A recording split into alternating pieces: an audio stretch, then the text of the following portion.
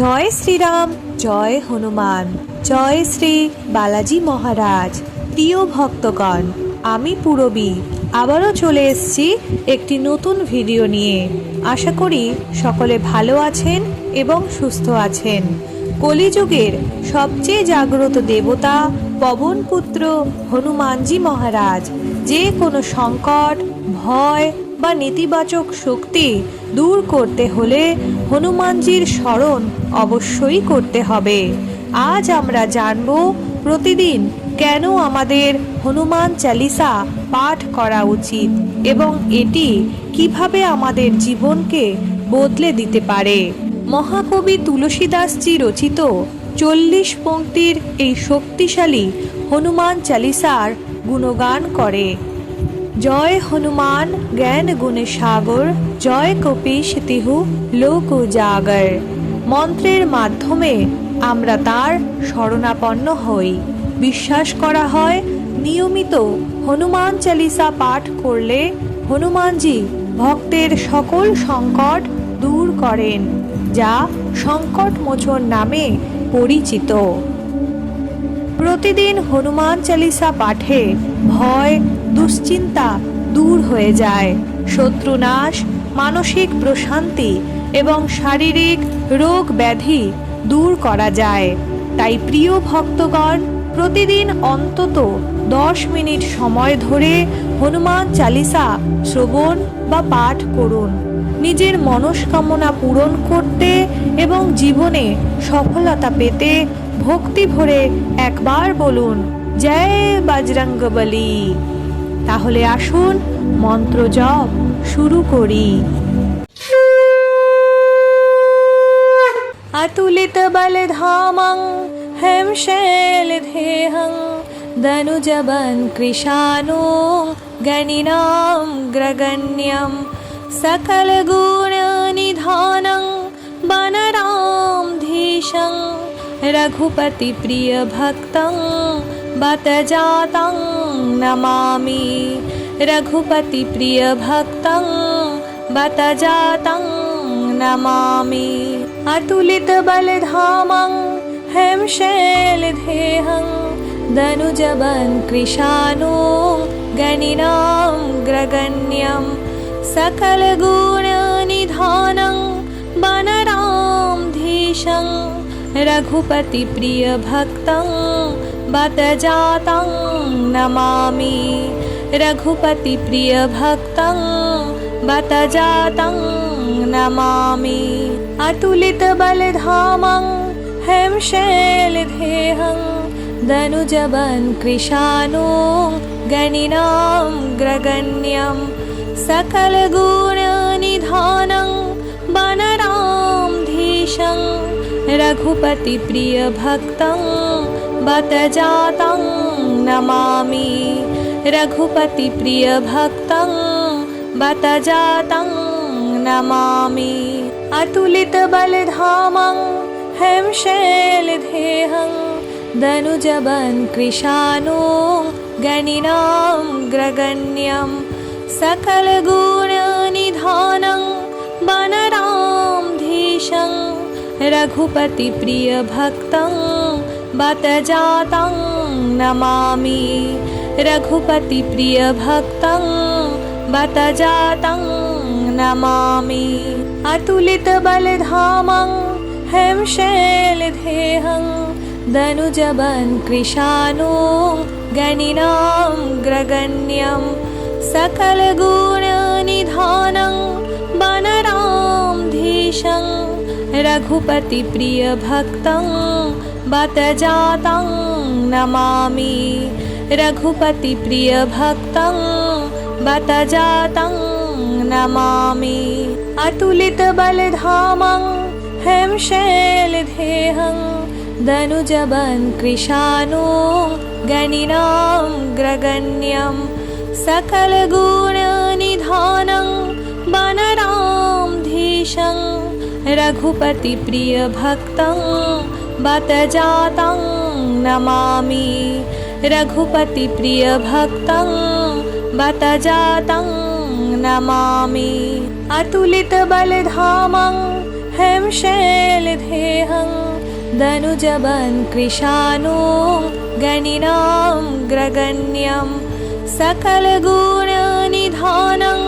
वनरां धीशं रघुपतिप्रियभक्तं बत जातं नमामि रघुपतिप्रियभक्तं बत जातं नमामि अतुलितबलधामं हेमशैलदेहं धनुजबन् कृशानं गणिनां ग्रगण्यं सकलगुणनिधानं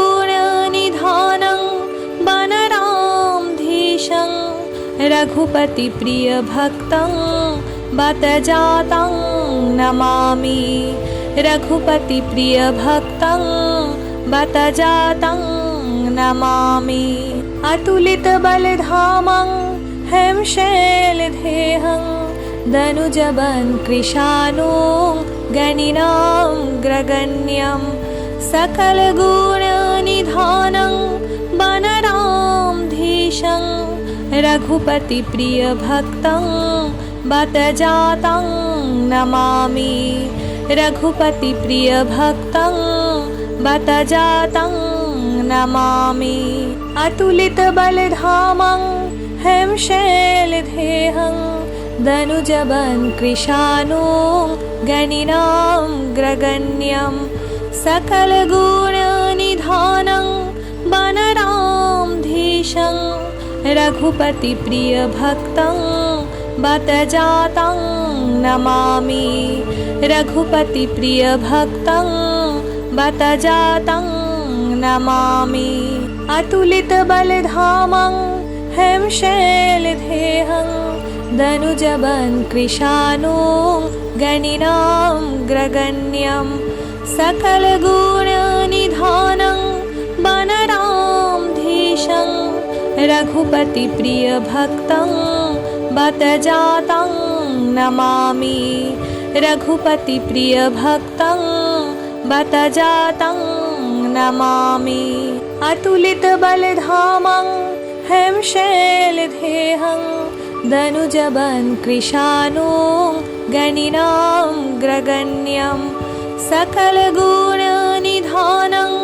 वनरां धीशं रघुपतिप्रियभक्तं बत जातं नमामि रघुपतिप्रियभक्तं बत जातं नमामि अतुलितबलधामं हेमशैलदेहं धनुजबन् कृशानं गणिनां ग्रगण्यं सकलगुणनिधानं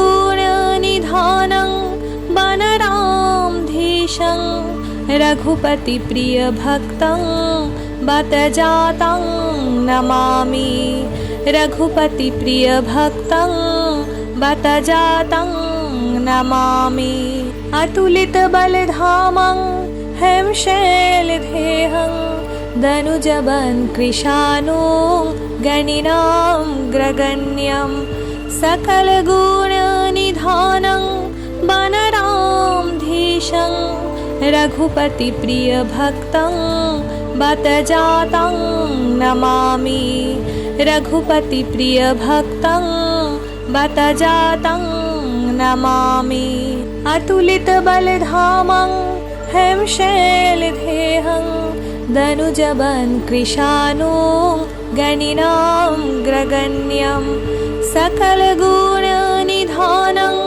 वनरां धीशं रघुपतिप्रियभक्तं बत जातं नमामि रघुपतिप्रियभक्तं बत जातं नमामि अतुलितबलधामं हेमशैलदेहं धनुजबन् कृशानं गणिनां ग्रगण्यं सकलगुणनिधानं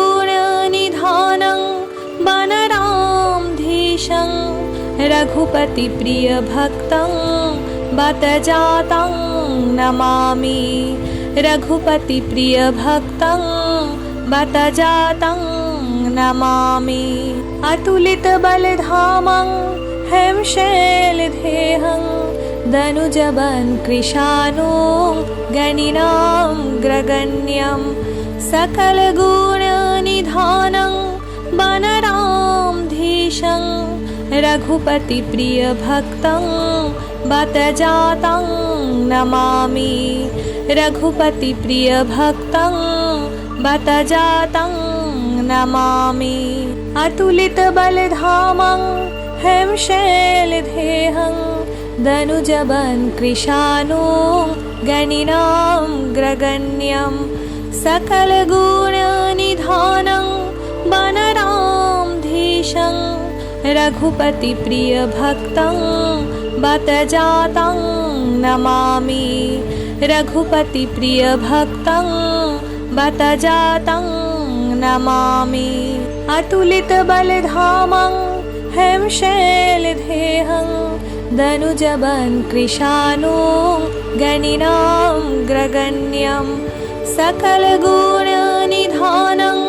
वनरामधीशं रघुपतिप्रियभक्तं बत जातं नमामि रघुपतिप्रियभक्तं बत जातं नमामि अतुलितबलधामं हेमशैलदेहं दनुजवन् कृशानुं गणिनां ग्रगण्यं सकलगुणनिधानं वनरामधीशं रघुपतिप्रियभक्तं बत जातं नमामि रघुपतिप्रियभक्तं बत जातं नमामि अतुलितबलधामं हेमशैलदेहं दनुजवन् कृशानुं गणिनां ग्रगण्यं सकलगुणनिधानं वनरामधीशं रघुपतिप्रियभक्तं बत जातं नमामि रघुपतिप्रियभक्तं बत जातं नमामि अतुलितबलधामं हेमशैलदेहं दनुजवन् कृशानुं गणिनां ग्रगण्यं सकलगुणनिधानं वनरामधीशं रघुपतिप्रियभक्तं बत जातं नमामि रघुपतिप्रियभक्तं बत जातं नमामि अतुलितबलधामं हेमशैलदेहं दनुजवन् कृशानुं गणिनां ग्रगण्यं सकलगुणनिधानं वनरामधीशं रघुपतिप्रियभक्तं बत जातं नमामि रघुपतिप्रियभक्तं बत जातं नमामि अतुलितबलधामं हेमशैलदेहं दनुजवन् कृशानुं गणिनां ग्रगण्यं सकलगुणनिधानं वनरामधीशं रघुपतिप्रियभक्तं बत जातं नमामि रघुपतिप्रियभक्तं बत जातं नमामि अतुलितबलधामं हेमशैलदेहं दनुजवन् कृशानुं गणिनां ग्रगण्यं सकलगुणनिधानं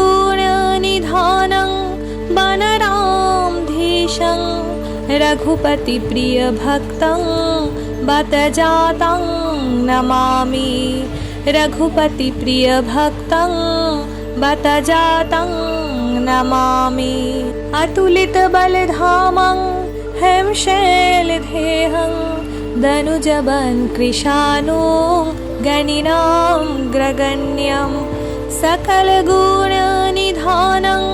वनरामधीशं रघुपतिप्रियभक्तं बत जातं नमामि रघुपतिप्रियभक्तं बत जातं नमामि अतुलितबलधामं हेमशैलदेहं दनुजवन् कृशानुं गणिनां ग्रगण्यं सकलगुणनिधानं